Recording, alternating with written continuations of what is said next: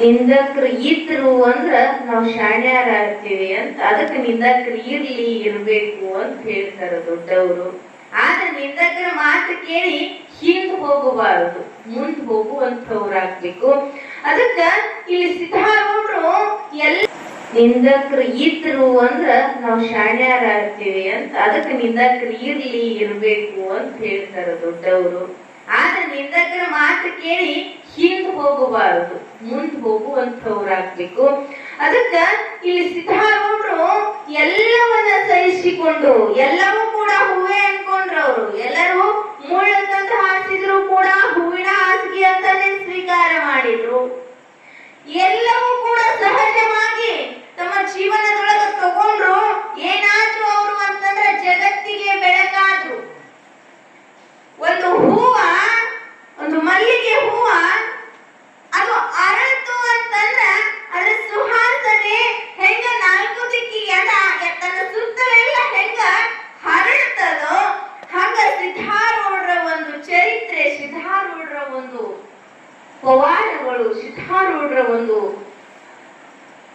ವಿಚಿತ್ರವಾಗಿರುವಂತಹ ಪವಾಡಗಳನ್ನ ಮಾಡಿದ್ರು. ವಿಚಿತ್ರವಾಗಿರುವಂತಹ ಅವರ ನಡತೆ ಅದೆಲ್ಲವನ್ನ ನೋಡಿರುವಂತಹ ಜನ ಏನ್ ಅನ್ಕೊಂಡ್ರು ಅಂತಂದ್ರ, ನಾಲ್ಕು ದಿಕ್ಕಿನ ಜನ ಇವನೊಬ್ಬ ಯೋಗಿ, ಇವನೊಬ್ಬ ಸಂತ, ಇವನೊಬ್ಬ ಆರೂಢ, ಎಲ್ಲ ಬಲ್ಲಾತನು ಇವನು, ಎಲ್ಲದರ ಹಕ್ಕನ್ನು ತೊರೆದಿರುವವನಿವನು, ಬೇಡಿದವರಿಗೆ ಬೇಡಿದ್ದನ್ನ ಕೊಡುವಂತಹ ಕಾಮಧೇನು ಕಲ್ಪವೃಕ್ಷ ಇವನು. ಹೀಗೆ ಅನ್ಕೊಂಡು ಜನ ಏನಾಗತ್ತು ಅಂತಂದ್ರ, ಹೆಂಗ ಸಕ್ರಿ ಇದ್ದಲ್ಲಿ ಇರುವೆಗಳು ಬಂದು ಮುಕ್ಕುರ್ತಾವೋ ಹಂಗ ನಮ್ಮ ಕಷ್ಟವನ್ನ ಕಳೆಯುವಂತವ ಯಾರು ಅಂತಂದ್ರ ಅದು ಸಿದ್ಧಾರೂಢ ಮಾತ್ರ ಅಂತ ತಿಳ್ಕೊಂಡು ಜನ ಬರಾಕತ್ರು. ಬಹಳಷ್ಟು ಜನ ಏನ್ ಮಾಡಕತ್ರು ಅಂದ್ರೆ ಸಿದ್ಧಾರೂಢರ ಹತ್ರ ಬರ್ತಿದ್ರು, ಕಷ್ಟಗಳನ್ನ ಕೇಳ್ಕೊಂಡು ಅವುಗಳನ್ನ ಪರಿಹಾರ ತಗೊಂಡು ಹೋಗಾಕತ್ರು. ಹೀಗೆ ಸಿದ್ಧಾರೂಢರು ಭೀಮಪ್ಪನ ಮಗನಾಗಿ ಕಾಲವನ್ನ ಕಳೆದ ಮೇಲೆ ಭೀಮಪ್ಪನಿಗೆ ಊರಿಂದ ಹೊರಗೆ ಹಾಕ್ತಾರೆ, ಬಹಿಷ್ಕಾರ ಹಾಕ್ತಾರೆ. ಹಾಗೆ ನಡೀತದ. ಕ್ರಮೇಣ ಮತ್ತೆ ಅದು ಸರಿ ಹೋಗ್ತದ ಸಿದ್ಧಾರೂಢರ ಕೃಪೆಯಿಂದ. ಈ ಸಿದ್ಧಾರೂಢರು ತಮ್ಮ ಪಾಡಿಗೆ ತಾವು ಇರ್ತಾ ಇದ್ದಂತ ಸಂದರ್ಭದೊಳಗ ಆ ಊರೊಳಗ ಕೆಲವರು ಸಿದ್ಧಾರೂಢರು ಪರಮ ಭಕ್ತರು. ಅವ್ರು ಏನ್ ಮಾಡಿದ್ರು ಅಂತಂದ್ರ, ಗೌರಿಯ ಒಂದು ಉತ್ಸವಕ್ಕಾಗಿ ಭವ್ಯವಾಗಿರುವಂತ ರಥವನ್ನ ತಯಾರು ಮಾಡಿದ್ರು, ಅದರ ತೇರನ್ನ ತಯಾರು ಮಾಡಿದ್ರು. ತಯಾರು ಮಾಡಿ ಅದನ್ನ ಎಳಿಬೇಕಾಗಿತ್ತು. ಅದನ್ನ ಎಳಿಬೇಕಾದ್ರ ಅದ್ರೊಳಗ ಯಾರನ್ನ ಕೂಡಿಸ್ಬೇಕು ಅಂತ ಚಿಂತೆ ಆಗ್ತದ ಅವ್ರಿಗೆ. ಅದ್ರೊಳಗೆ ಯಾರನ್ನ ಕೂಡಿಸ್ಬೇಕು ಅಂತ ಚಿಂತೆಯಾದಾಗ ನಾಲ್ಕು ಜನ ಅಂತಾರ, ಎಲ್ಲೆಲ್ಲೋ ಊರಿನವ್ರು ಬರ್ತಾರ, ದೂರಿಂದ ಬರ್ತಾರ ಜನ, ಸಿದ್ಧಾರೂಢ ಸಿದ್ಧಾರೂಢ ಸಿದ್ಧಾರೂಢ ಇತಿವರೆಯ ಸದ್ಗುರುನಾಥ ಅಂತ ಹೇಳಿ. ಇಲ್ಲೇ ಇರುವಂತ ಆ ಮಹಾತ್ಮನನ್ನೇ ಆ ಪ್ರೇಮಿಗಳನ್ನ ಕೂಡಿಸುನಂತ ಎಳೆಯುನಂತ ಅಂದಾಗ ಕೇಳೋದು ಹಂಗಾರ ಬರ್ರಿ ಅಂತ ನಾಲ್ಕು ಜನ ಕೂಡ್ಕೊಂಡು ಸಿದ್ಧಾರೂಢ ಹತ್ರ ಬರ್ತಾರ. ಸಿದ್ಧಾರೂಢ ಹತ್ರ ಬಂದು, ಯಪ್ಪ ನಾವು ಹಿಂಗೊಂದು ನಾಲ್ಕು ಜನ ಕೂಡ್ಕೊಂಡು ಒಂದು ತೇರನ್ನ ಮಾಡಿಸ್ತೀವಿ, ಅದ್ರೊಳಗೆ ನೀವು ಬಂದು ಕೂತ್ಕೋಬೇಕು, ಆ ತೇರನ್ನ ಎಳಿಬೇಕು ಅಂತಂದಾಗ ಸಿದ್ಧಾರೂಢರು ಮೂರ್ನಾಗೆ ನಗ್ತಾರ. ಅಂದ್ರ ಕರ್ಮ ಹಿಂಗ ಆಟ ಆಡಿಸ್ತದ, ಹಿಂಗೂ ಆಟ ಆಡಿಸ್ತದ. ಇದೇ ಜನ ಎತ್ತಿ ಒಗದ್ರು, ಬಡದ್ರು, ಹೊಡೆದ್ರು, ಅದೇ ಜನ ಈಗ ಮ್ಯಾನ್ ಕುಂಡ್ರಿಸ್ತೀನಿ ಅಂತಾರಲ್ಲ, ಒಳಗ ನಗ್ತಾರ. ಆದ್ರೂ ಆಯ್ತು ಅಂತ ಒಪ್ಪಿಗೆಯನ್ನ ಕೊಡ್ತಾರ. ಒಂದು ಒಳ್ಳೆಯ ದಿನದಂದು ಆ ತೇರನ್ನ ಎಳೆಯುವಂತಹ ಸಂದರ್ಭದೊಳಗ ಅವರನ್ನ ಅಲಂಕಾರ ಮಾಡಿ ಹೂವಿನ ಹಾರ ಹಾಕಿ ಆ ಭವ್ಯವಾಗಿರುವಂತಹ ತೇರಿನ ಮೇಲೆ ಸಿದ್ಧಾರೂಢರನ್ನ ಕೂಡಿಸ್ತಾರ. ಆವಾಗ ಭೀಮಪ್ಪ ನನ್ನ ಮಗ ಅಲ್ಯದಾನ ಅಂತೇಳಿ ಹೆಮ್ಮೆಯೊಳಗ, ತಂದೆಗೆ ತಾಯಿಗೆ ಹೆಂಗ ತನ್ನ ಮಗ ಎತ್ತರದೊಳಗ ಅದಾನ ಅವನನ್ನ ಜನ ಜಯಘೋಷ ಮಾಡಿ ಕರ್ಕೊಂಡು ಹೊಂಟಾರ ಅನ್ನುವಂತಹ ಖುಷಿ ಭೀಮಪ್ಪಗಾಗ್ಯದ. ನನ್ನ ಮಗ ಅನ್ನುವಂತಹ ಹೆಮ್ಮೆ ಪ್ರೀತಿಯಿಂದ ಜಗತ್ತಿಗೆ ಬೆಳಕನ್ನು ಕೊಡುವಂಥವ ನನ್ನ ಮಗ ಅಂತ ತಿಳ್ಕೊಂಡು ಏನು ಮಾಡಿದ ಅಂತಂದ್ರ ತನ್ನ ಮನೆಯೊಳಗಿರುವಂತಹ ಬಂಗಾರವನ್ನ ಮಾರಿ ಆ ಒಂದು ಸಂತೋಷಕ್ಕಾಗಿ ನೆರೆದಿರುವಂತಹ ಜನರಿಗೆಲ್ಲ ಅನ್ನಪ್ರಸಾದವನ್ನ ಮಾಡಿಸ್ತಾನ. ಆ ಖುಷಿಗಾಗಿ, ಆ ಸಂತೋಷಕ್ಕಾಗಿ ಆ ತೇರಿನೊಳಗ ಕುಳಿತಂತ ಸಿದ್ಧಾರೂಢರು ಅಂತಾರ, ಈ ಶರೀರ ಅನ್ನುವಂಥದ್ದು ಒಂದು ತೇರ. ಈ ತೇರಿನೊಳಗ ಆತ್ಮ ಅನ್ನಂತವ ಹೆಂಗ ಕುಂತಾನಲ್ಲ ಹಂಗ ಇದ್ರೊಳಗ ನನ್ನ ಕೂಡ್ಸ್ಯಾರಪ್ಪ ಅಂತ ತಮಗ ತಾವು ಹೇಳ್ಕೊಳ್ತಾರ. ಅಂದ್ರ ಇದು ಒಂದು ತೇರ. ಇದೇನದಲ್ಲ ಈ ಶರೀರ, ಇದು ತೇರ. ಈ ಕಾಲು ಕೈಯ ಇದೆಲ್ಲ ಇದು ತೇರ.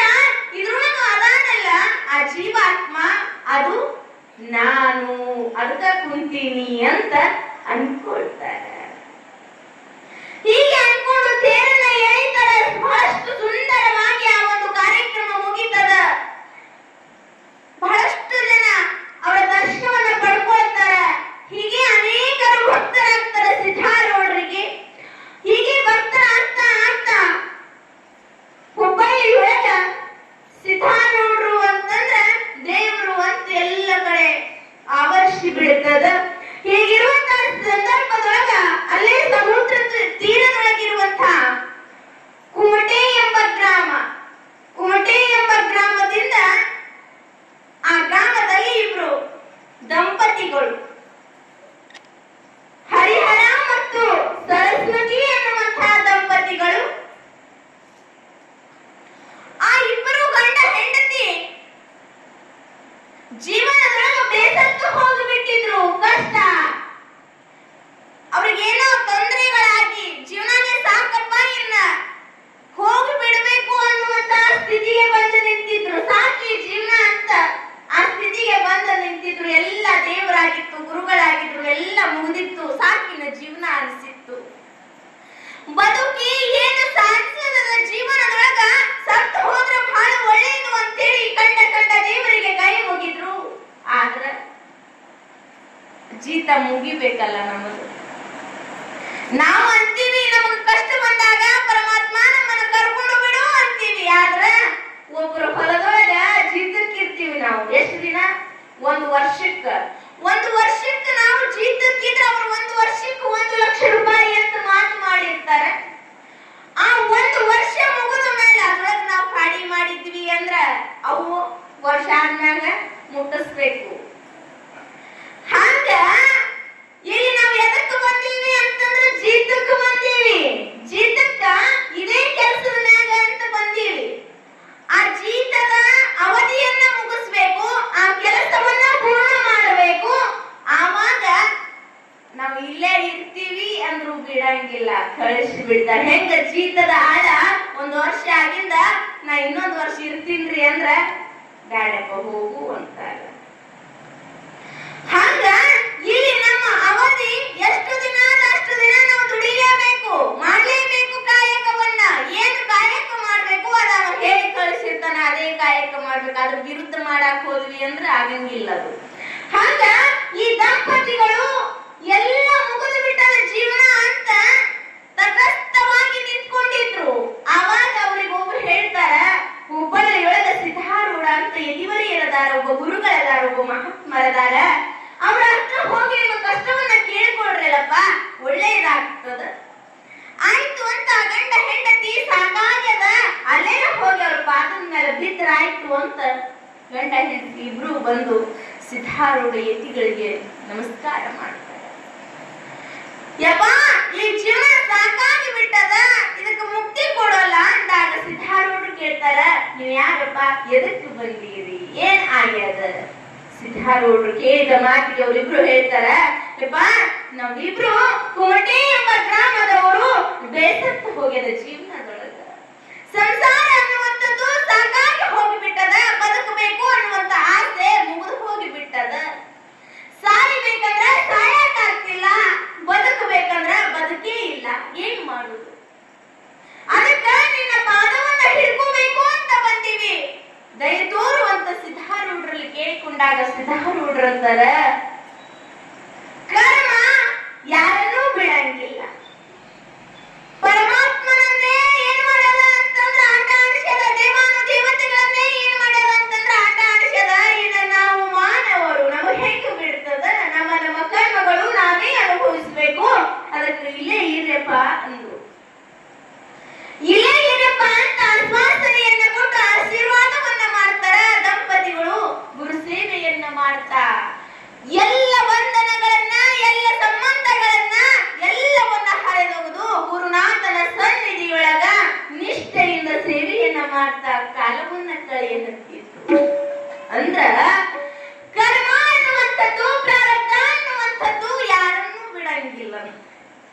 ಹರಿಹರನನ್ನು ಕೂಡ ಬಿಟ್ಟಿಲ್ಲ ಅದು. ಹರಿಹರನನ್ನು ಕೂಡ ಯಾಕೆ ಬಿಟ್ಟಿಲ್ಲ ಅಂತಂದ್ರ ಅವರನ್ನು ಆಟ ಆಡಿಸ್ಯದ. ಅಂದ್ರ ನಮಗೂ ಕೂಡ ಆಟ ಆಡ್ಸಕತ್ತದ, ಆದ್ರೆ ಗೊತ್ತಾಗ್ಬಾರ್ದು ನಮಗ. ನಾವು ಕೂಡ ಆಟ ಆಡಕತ್ತೀವಿ, ಆದ್ರ ಗೊತ್ತಾಗುವುದು ನಮಗಿದು ಆಟ ಆಡಕತ್ತೀವಿ ಅಂತ ಹೇಳಿ.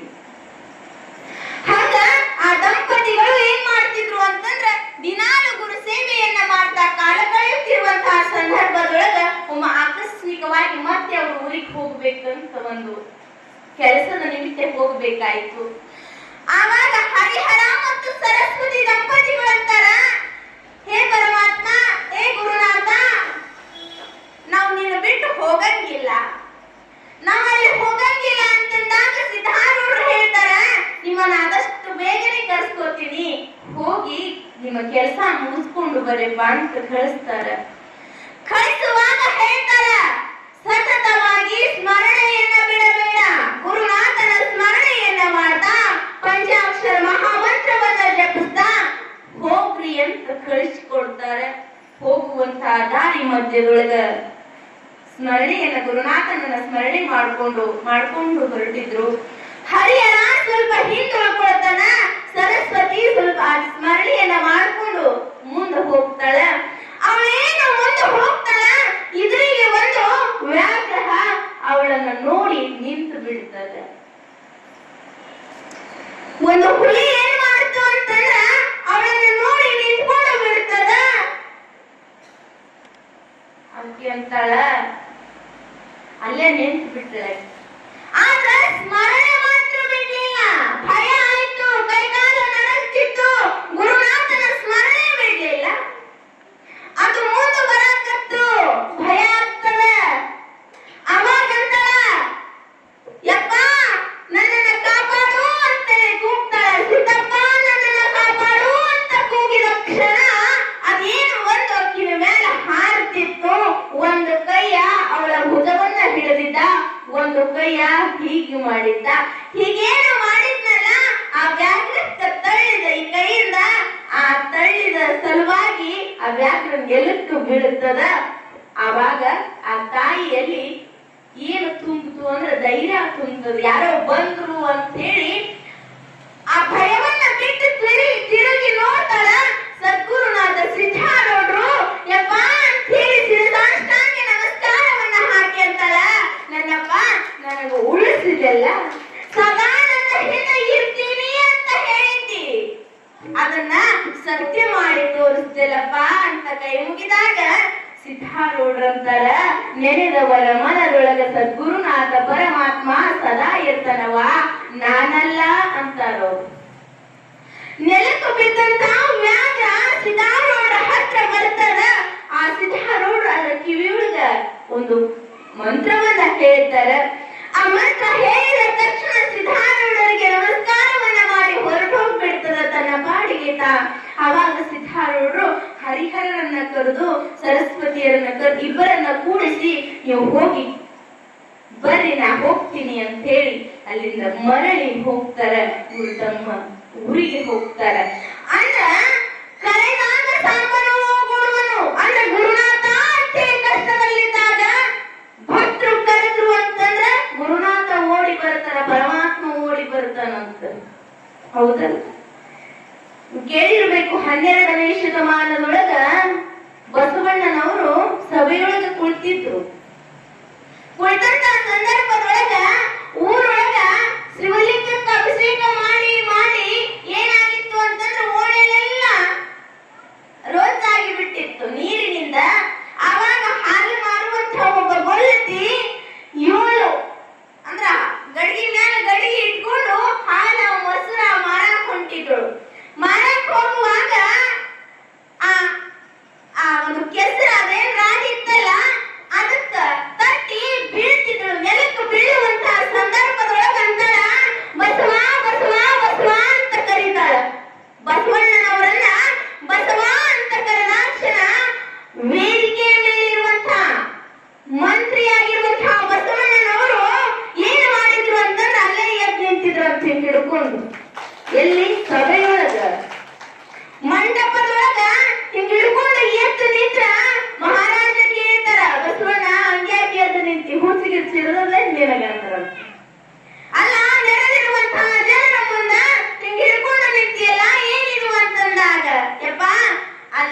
ಅಗಸ್ಯಾಗ ಏನೋ ರೋಜಾದಂಗ ಕಾಣ್ತದ, ಗೊಲ್ತಿ ಬಸವಣ್ಣ ಅಂತ ಕರೆದ್ರು, ಅದಕ್ಕೆ ಹಾಲಿನ ಕೂಡ ನೆಲಕ್ಕೆ ಬೀಳಬಾರ್ದಂತ ಎತ್ತಿ ಹಿಡಿದೀನಿ ಅಂದ್ರಂತ.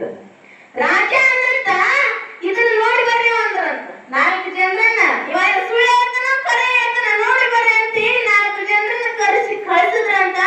ಆ ಕೊಡದ ಮೇಲೆ ಕೂಡ 7 ಹಿಂಗ ನಿಂತಿದ್ವು ಅಂತ. ಅಲ್ಲಿ ಬಸವಣ್ಣ ಹಿಂಗ ಕೈ ಬಿಟ್ಟಾಗ ಅವು ನೆಲಕ್ಕೆ ಬಂದು ಕುಂತು ಅಂತ. ಮಂಟಪದೊಳಗ ಬಸವಣ್ಣ ಈಗ ಬಿಡ್ತೀನಿ ನೋಡು ಅಂತ ಕೈ ಬಿಟ್ರಂತ, ಅವು ನೆಲಕ್ಕೆ ಬಂದು ಕುಂತು ಅಂತ. ಅವಾಗ ರಾಜ ಅಂದಂತ ಬಸವಣ್ಣ ನೀನು ಅದ್ಭುತದೊಳಗ ಅದ್ಭುತ ಅಂತ ಒಪ್ಕೊಂಡ. ಅಂದ ಗುರುನಾಥನನ್ನ ಭಕ್ತಿಯಿಂದ ಶ್ರದ್ಧೆಯಿಂದ ನಿಷ್ಕಲ್ಮಶವಾಗಿರುವಂತಹ ಮನಸ್ಸಿನಿಂದ ನಾವು ಕೂಗಿದ್ವಿ ಅಂತಂದ್ರ ಎಲ್ಲಿ ಎಂತಲ್ಲಿ ಹೆಂಗಿದ್ರು ದರ್ಶನ ಕೊಡ್ತಾನ, ನಮ್ಮನ್ನ ಕಾಪಾಡ್ತಾನ. ಅದಕ್ಕ ಯಾರು ಅಂತಂದ್ರ ಸಿದ್ಧಾರೂಢರು ಪ್ರತ್ಯಕ್ಷರಾಗ್ತಾರ. ಎಲ್ಲೋ ಇರುವಂತಹ ಸಿದ್ಧಾರೂಢರು ಇನ್ನೆಲ್ಲೋ ಇರುವಂತಹ ಭಕ್ತರ ಹತ್ರ ಬಂದು ಕಾಣುವುದು ಅಂತಂದ್ರ ಸಾಮಾನ್ಯ ಅಲ್ಲ ಪುಣ್ಯಾತ್ಮರೇ. ಆ ದಂಪತಿಗಳು ಊರಿಗೆ ಹೋಗಿ ತಿರುಗಿ ಬರ್ತಾರ. ಹೊಳ್ಳಿ ಸಿದ್ಧಾರೂಢರ ಆಶ್ರಮಕ್ಕೆ ಬರುವಂತಹ ದಾರಿ ಅದೇ ಆಗಿತ್ತು. ಮತ್ತೆ ಬರ್ತಾರ. ಅವ್ರು ಬರುವಂತಹ ದಾರಿಯನ್ನ ಕಾಯ್ತಾ ಆ ವ್ಯಾಘ್ರ ಮಲ್ಕೊಂಡಿತ್ತು. ದಂಪತಿಗಳಿಗೆ ಭಯ ಆಗ್ತದ, ಇಲ್ಲೇ ಅದಲ್ಲ ಇದನ್ನ ಹೆಂಗ ದಾಟಿ ಹೋಗುದು ಅಂತ. ಅದು ಒಟ್ಟ ಹೇಳೇ ಇಲ್ಲ, ಅಲ್ಲೇ ಕುಂತು ಕಾದ್ರು ಹೋಗ್ಲೇ ಇಲ್ಲ. ಅವಾಗ ಯಪ್ಪ ಸಿದ್ಧಾರೂಢ ನಾವ್ ಹೆಂಗ ಬರೋನು ಅಂತೇಳಿ ಮನದೊಳಗ ಕೇಳಿಕೊಂಡಾಗ ಆ ವ್ಯಾಘ್ರ ಏನ್ ಮಾಡ್ತು ಅಂತಂದ್ರ ಸಾವಕಾಶವಾಗಿ ಬಂದು ಅವ್ರ ಪಾದಕ್ಕೆ ನಮಸ್ಕಾರ ಮಾಡ್ತದ. ಆ ಇಬ್ಬರು ದಂಪತಿಗಳ ಪಾದಕ್ಕೆ ನಮಸ್ಕಾರವನ್ನ ಮಾಡಿ ಹೊರಟು ಹೋಗ್ತದ, ದಾರಿಯನ್ನ ಬಿಟ್ಟು ಹೊರಟು ಹೋಗ್ತದ. ಆವಾಗ ದಂಪತಿಗಳಂತಾರ, ನನ್ನಪ್ಪ ನೀನು ಸಾಮಾನ್ಯನಲ್ಲ, ಅಸಾಮಾನ್ಯ ನೀನು, ಸಾಕ್ಷಾತ್ ಪರಮಾತ್ಮನ ಸ್ವರೂಪ ನೀನು. ಎಲ್ಲೋ ನೀದಿ ಇಲ್ಲಿ ನಿನ್ನ ಮಾತು ಕೇಳ್ತದ ಅಂತಂದ್ರ ನೋಡು ಎಂತ ಆಶ್ಚರ್ಯ ಅಂತ ನಮಸ್ಕಾರವನ್ನ ಮಾಡಿ ಅಲ್ಲಿ ನಮಸ್ತೆ ಹೇಳುವುದ್ರ ದಂಪತಿಗಳು ಅಂತಂದ್ರ ಸಿದ್ಧಾರೂಢರ ಹತ್ರ ಹೋಗ್ತಾರ. ಸಿದ್ಧಾರೂಢ ಮಠದೊಳಗ ಏನ್ ಮಾಡ್ತಾರ ಅಂತಂದ್ರ ಸೇವೆಯನ್ನ ಮಾಡ್ಕೊಂಡು ಕಾಲವನ್ನ ಕಳೆಯುವಂತವ್ರಾಗ್ತಾರ.